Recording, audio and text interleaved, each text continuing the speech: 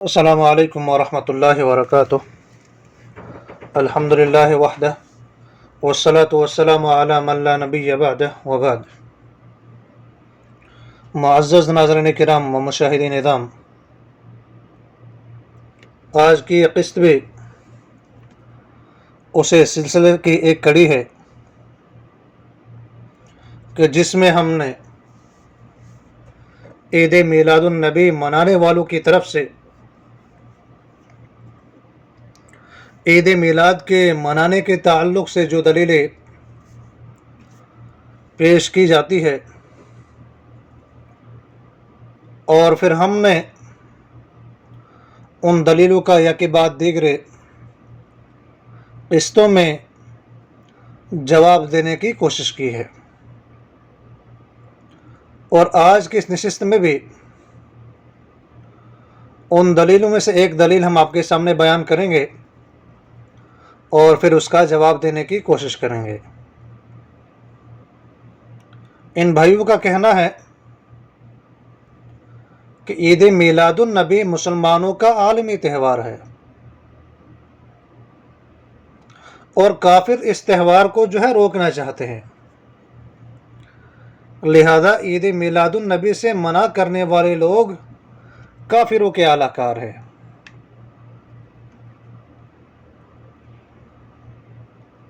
اس سے قبل بھی ہم نے آپ کے سامنے بالتفصیل اس بات کی وضاحت کی تھی کہ عید میلاد النبی منانا نہ قرآن مجید اور نہ سنت رسول اللہ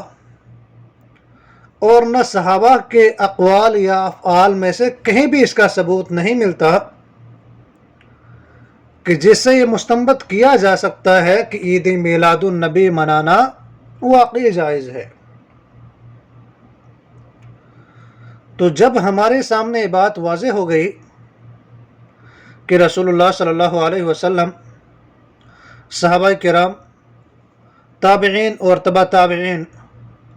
اور اسی طرح امت کے ائمہ و علماء کی طرف سے قرآن کی کسی آیت یا رسول اللہ صلی اللہ علیہ وسلم کے کسی فرمان، سابقہ انبیاء کے کسی واقعہ، اس کا زبانی یا عملی طور پر ایسا کوئی مفہوم بیان نہیں کیا جس کو بنیاد بنا کر عید میلاد النبی منانے کا جواز اخذ کیا جا سکتا ہے،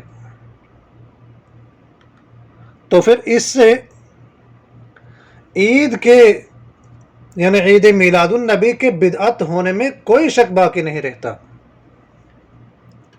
اگر ہم تھوڑا سا تاریخ کے ان اوراق کو بھی کھنگال لیتے ہیں اور دیکھنے کی کوشش کرتے ہیں کہ آیا کہ یہ عید میلاد النبی منانے کا سلسلہ کہاں سے شروع ہوا، حالانکہ اس سے پہلے میں نے بالاختصار آپ کے سامنے بیان کیا تھا کہ عید میلاد النبی کی شروعات کہاں سے ہوئے۔ امام عبد الرحمن بن اسماعیل المقدسی، ان کی کتاب ہے الباعث علی البدع والحوادث، اس کتاب کے محقق بشیر محمد عیون نے لکھا ہے کہ میلاد منانے کی بدعت سب سے پہلے فاطمیوں نے شروع کی، اور ان کے پورے سال عیدیں ہوا کرتی تھی، اور وہ لوگ نئے سال کی عید میلاد النبی، علی، فاطمہ، حسن، حسین وغیرہ کی عید میلاد منایا کرتے تھے، اور اسی طرح سے خلیفہ وقت کی عید میلاد منایا کرتے تھے۔ اس کے علاوہ نصف شعبان، نصف رجب کی رات، شعبان کی پہلی اور آخری رات، رمضان کی پہلی رات، درمیانی رات، ختم قرآن کی رات، فتح خلیج کا دن، نوروز کا دن، غدیر کا دن، یہ سب عیدیں اور راتیں وہ لوگ منایا کرتے تھے۔ پھر ایک فاطمی وزیر افضل شہنشاہ آیا جس نے 4 عیدیں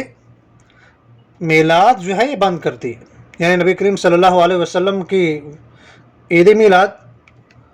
علی رضی اللہ عنہ اور فاطمہ رضی اللہ عنہ، اور پھر میلاد خلیفہ وقت ان 4 عیدوں کو انہوں نے بند کر دیا. اور پھر المامون البطائی اس نے خلیفہ عامر جو ہے اس کے دور میں ان میلادوں کو دوبارہ چالو کیا، یہاں تک کہ سلطان صلاح الدین ایوبی کی خلافت قائم ہوئی تو یہ تمام کی تمام عیدیں، میلادیں، راتیں وغیرہ بند کر دی گئی. لیکن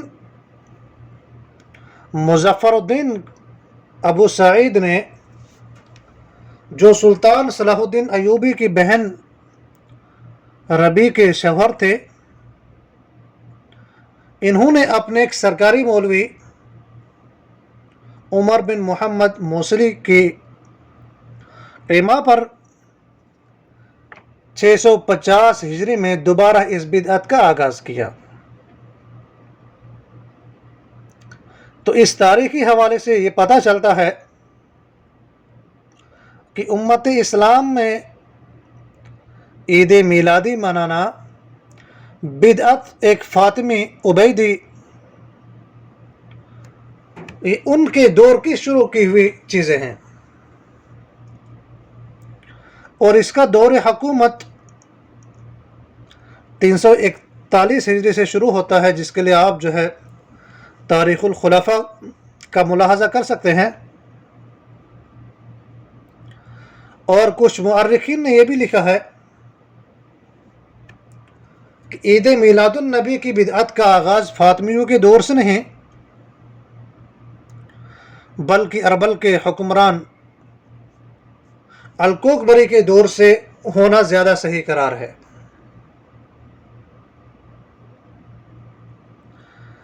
اور ان میں سے پہلی بات جو ہے زیادہ صحیح اور مضبوط لگتی ہے، یا دوسری، دونوں صورتوں میں یہ بات یقینی ہے کہ عید میلاد نام کی کوئی چیز اللہ کی شریعت میں نہیں پائی جاتی ہے، اور یہ چیز جو ہے اللہ تعالیٰ کی شریعت مکمل ہونے کے کم از کم 341 ہجری تک مسلمانوں میں کہیں موجود نہیں تھی. تو ہم یہ جانتے ہیں کہ کسی خاص واقعے کے دن کو تہوار منانا یہود و نصارہ اور دیگر کافر قوموں کی عادت تھی، اور اسلام میں وہ ساری عیدیں اور تہوار منسوخ کر کے مسلمانوں کے لیے 2 عیدیں دی گئی، اور ان کے علاوہ کوئی تہوار یا عید منانے کی اجازت نہیں دی گئی. جیسا کہ انس ابن مالک رضی اللہ عنہ سے روایت ہے کہ اہل جاہلیت کے خیل نے خوشی منانے کے لیے سال میں 2 دن تھے، لیکن جب رسول اللہ صلی اللہ علیہ وسلم مدینہ تشریف لائے تو فرمایا کان لکم یومان تلعبون فیہا وقد ابدلکم اللہ بہما خیرا منہما یوم الفطر و یوم الاضحیٰ، کہ تم لوگوں کے لیے کھیلنے خوشی منانے کے 2 دن تھے، اور اللہ تعالیٰ نے تمہارے ان 2 دنوں سے زیادہ خیر والے دنوں میں سے ان کو بدل دیا، اور وہ خیر والے دن یعنی عید الفطر کا دن اور اضحیٰ کا دن ہے، جیسے امام نسائی رحمۃ اللہ علیہ نے اپنے سنن میں جگہ دی ہے. اور پھر کم از کم 300 سال تک امت نے ان دونوں عیدوں کے علاوہ کوئی عید نہیں منائی. اور پھر اس حدیث سے اور اس سے قبل جو ہم نے آپ کو تاریخی حوالہ پیش کیا تھا، تو اس سے پتہ چلا کہ عید میلاد منانا مسلمانوں میں یہودیوں کے روحانی پیروکار جو فرقہ ہے، جو فاطمیوں کا فرقہ ہے، ان کی طرف سے یہ داخل کیا گیا کام ہے. اور یہ فاطمیین جو ہے یہ وہی لوگ ہیں جنہوں نے سب سے پہلے ابو بکر، عمر اور عثمان رضی اللہ عنہم اجمعین کو گالیاں نکلوانا، مسجدوں کے دروازوں پر ان تینوں کے لیے لعنت کے الفاظ لکھوانا، اپنے آپ کو سجدے کروانا اور کئی دیگر مشرکانہ کام شروع کروائے۔ اور جب صلاح الدین ایوبی رحمۃ اللہ علیہ نے ان کو عیسائی کے ساتھ سازش کرنے کی سزا کے طور پر مصر سے نکالا تو یہ ایران اور ہندوستان کے ساحلی علاقوں میں پھیل گئے، اور آج دنیا میں یہ لوگ اسماعیلی کے طور پر جانے پہچانے جاتے ہیں، اور ان کا کفر جو ہے کسی سے ڈھکا چھپا نہیں ہے۔ تو ہماری ذکر کی گئی جو بات ہے، اس بات کا خلاصہ یہ ہے کہ اسلام کی اب تک کی تاریخ یعنی 1428 سالہ تاریخ میں سے 650 سال اس بدعت کی کوئی خبر نہیں تھی، اور نہ کسی نے اس دن کو منایا تھا۔ اگر کسی کے پاس اس کے علاوہ کوئی خبر ہو تو بتا سکتا ہے، لیکن حیرت کی بات تو یہ ہے کہ اتنے لمبے عرصے تک ایک دو نہیں، 10 100 نہیں، ہزاروں لاکھوں نہیں، کروڑوں نہیں، بلکہ اربوں مسلمانوں میں سے کسی کو بھی یہ سمجھ نہیں آئی کہ نبی کریم صلی اللہ علیہ وسلم کا یوم پیدائش منانا چاہیے یا نہیں۔ اور ذرا آپ مشاہدہ کریے کہ عید میلاد النبی منانے یا منوانے والے عیسائی اور کافروں کی طرح مسلمانوں کی عالمی خوشی منانے میں رکاوٹ جانتے ہیں۔ بیچارے شاید یہ تاریخ نہیں جانتے، اگر جانتے تو سمجھ جاتے کہ عید میلاد یا کسی بھی اور بدعت سے روکنے والے عیسائی اور کافروں کے طرح وار کرنے والے یا روکنے کی کوشش نہیں کرتے، کیونکہ شیطان اور اس کے پیروکار کفار و مشرکین کی واروں میں سے یہ بھی ہے کہ حب رسول صلی اللہ علیہ وسلم کے مثبت اور مطلوب جذبے کو منفی اور غیر مطلوب راہ پر چلا کر وہ مسلمانوں میں تفریق پیدا کرتے ہیں۔ رہا معاملہ مسلمانوں کے عالمی اجتماع، عالمی جشن کو روکنے کا، تو کفار ایسا کر چکے ہیں۔ آپ دیکھ سکتے ہیں مسلمانوں میں کمرے تاریخوں میں اختلاف پیدا کیا گیا، حالانکہ وہ اس سے اپنا یہ مقصد حاصل کر چکے ہیں کہ اللہ کے دیے ہوئے بے مثال نظام کو مسلمانوں میں پراگندہ خیال کر کے وہ مسلمانوں کو اس حال تک لا چکے ہیں کہ اس معلومات کی منتقلی اور تکنیکی علوم کے جدید ترین دور میں بھی مسلمان ایک ہی مدار پر ایک ہی رات میں نکلنے والے ایک ہی چاند کو 2-2 3-3 دن کے وقت میں دیکھنا مانتے ہیں، اور اس کے باوجود بھی اپنی تاریخ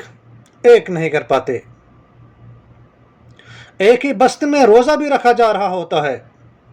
اور عید بھی کی جا رہی ہوتی ہے۔ اگر ہم اس کے بعد اس کا اور بھی جائزہ لینے کی کوشش کریں گے تو ہمارے سامنے یہ بات اظہر من الشمس ہو جائے گی کہ رسول اللہ صلی اللہ علیہ وسلم کی پیدائش کے دن کو کسی طور پر بھی تہوار یا عید منانا دین میں نیا کام ہے، کیونکہ ایسا کرنے کی کوئی دلیل موجود ہی نہیں، نہ رسول اللہ صلی اللہ علیہ وسلم کی سنت میں، نہ صحابہ کی سنت میں سے، بلکہ یہ کام سراسر خلاف سنت ہے۔ اور جو بھی عقیدہ، عبادت، دین سے متعلقہ کام سنت رسول کے خلاف ہو اور سنت میں اس کی کوئی دلیل نہ ملتی ہو تو اسے بدعت ہی کہا جاتا ہے، اور پھر ہر بدعت گمراہی ہے، اور ہر گمراہی جہنم میں لے جانے والی ہے، اور کسی بدعت کو اچھا اور کسی بدعت کو برا کہنے کی کوئی گنجائش باقی نہیں رہتی، جیسا کہ رسول اللہ صلی اللہ علیہ وسلم کا فیصلہ ہے، فَإِنَّ مَن يَعِشْ مِنْكُمْ بَعْدِي فَسَيَرَىٰ اخْتِلَافًا كَثِيرًا، پس تم میں سے جو میرے بعد زندہ رہے گا وہ بہت اختلاف دیکھے گا۔ تو ایسی صورت میں فَعَلَيْكُمْ بِسُنَّتِي، تو تم میری سنت کو لازم پکڑنا، اور پھر تم میرے ہدایت یافتہ خلفاء کی سنت کو لازم پکڑنا اور اسے دانتوں سے پکڑے رکھنا اور نئے کاموں سے خبردار، بے شک ہر وہ کام جو اس شریعت میں موجود نہیں تھا وہ بدعت ہے، اور ہر بدعت گمراہی ہے، اور ہر گمراہی آگ میں ہے۔ اس کی پیشن گوئی رسول اللہ صلی اللہ علیہ وسلم نے پہلے ہی کر دی کہ بعد میں لوگ آئیں گے، ان کے اندر بہت زیادہ اختلاف ہوگا، لیکن ایسی حالت میں سنت رسول اللہ، خلفائے راشدین کی سنت کو لازم پکڑنا ہوگا۔ اور رسول اللہ صلی اللہ علیہ وسلم نے فرمایا، من عمل عملا لیس علیہ امرنا فہو رد، جس نے ایسا کام کیا جو ہمارے معاملے کے مطابق نہیں تو وہ رد ہے۔ ہر وہ کام جو رسول اللہ صلی اللہ علیہ وسلم کے کاموں کے مطابق نہیں، وہ کام کرنے والے پر مردود ہے۔ اور عید میلاد منوانے اور منانے والے ہمارے کلمہ گو بھائی یہ نہیں جانتے شاید کہ اس کی اصل نہ قرآن میں، نہ سنت میں، نہ صحابہ کے قول و فعل میں ہے، اور جن آیات کو یہ سہارا بناتے ہیں اور جن اقوال کی یہ اپنی تفسیر اپنی شرح میں ڈھال کر دلیل بناتے ہیں، ان کا جواب ہم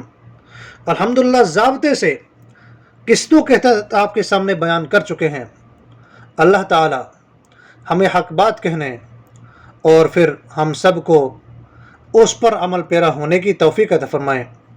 السلام علیکم ورحمۃ اللہ وبرکاتہ۔